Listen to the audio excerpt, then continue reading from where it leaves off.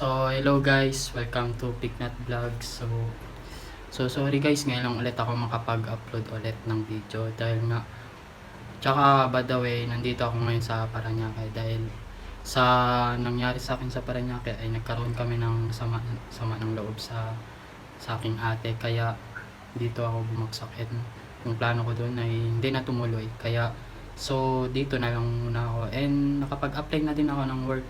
And kahapon lang yung interview ko, so hindi ko na paghanda na i-vlog. So ngayon lang ulit, and so ipapakita ko sa inyo ngayon ay PHA ko na din mamaya mga 6. So samahan nyo ako. Siyempre walang susuko kahit na anong mangyari, kahit na grabe na yung mga problema na bumabaksak sa atin, dapat wala pa rin susuko.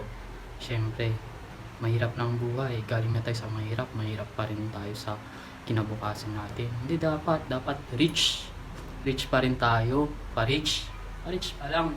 Kaya tulungan nyo lang ako mga kaibigan, kaya lang din pag-asa ko. So shoutout nga pala kay Kong TV dahil sa mga videos niya, inspire talaga ako sa kanya, and kay Von Ordolnya din, the best din yan, and kay Chooks TV, Wrecker, mga idol ko yan sila yun. Kaya salamat sa inyo, dahil sa inyo ay lumalaban pa rin ako para sa pangarap ko. So pa-reach lang tayo mga kaibigan, samahan nyo ako, okay? So kain tayo, merienda lang ako, wala nang kanin to, wala nang ulam, kanin, merienda lang, sapat na to para sa Lord. So what's up guys, welcome to my vlog. So mag-i-start na tayo, pupunta na tayo ng Jollibee, training pa lang tayo nito. So let's go. So hello guys, dito na ako naglalakad papuntang Jollibee, Quezon to, Quezon. So walking distance lang pala yung na-plan ko na work.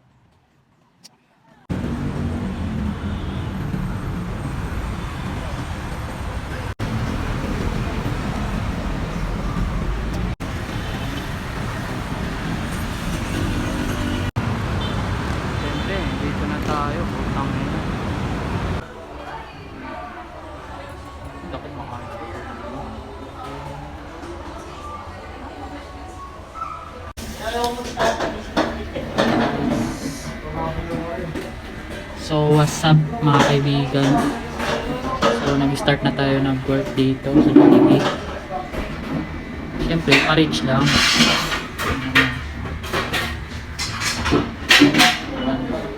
Ito yung tinatawag nila ng flow room kung saan kumakain at break mga crew.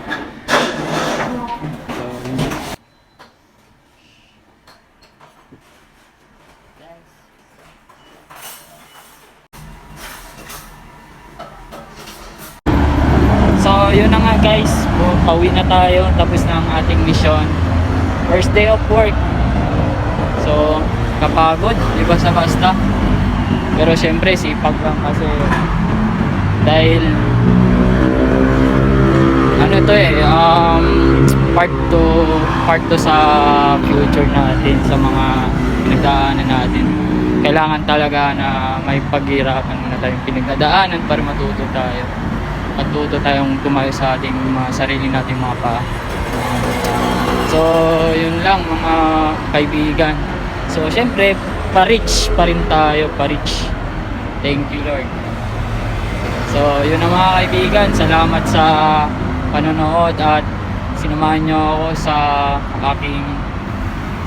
aking experience na ngayon sa Quezon. So salamat talaga. So paki-follow na lang din sa aking page tsaka sa aking YouTube channel para din lagi kayo updated sa aking mga new video. So thank you, bye bye.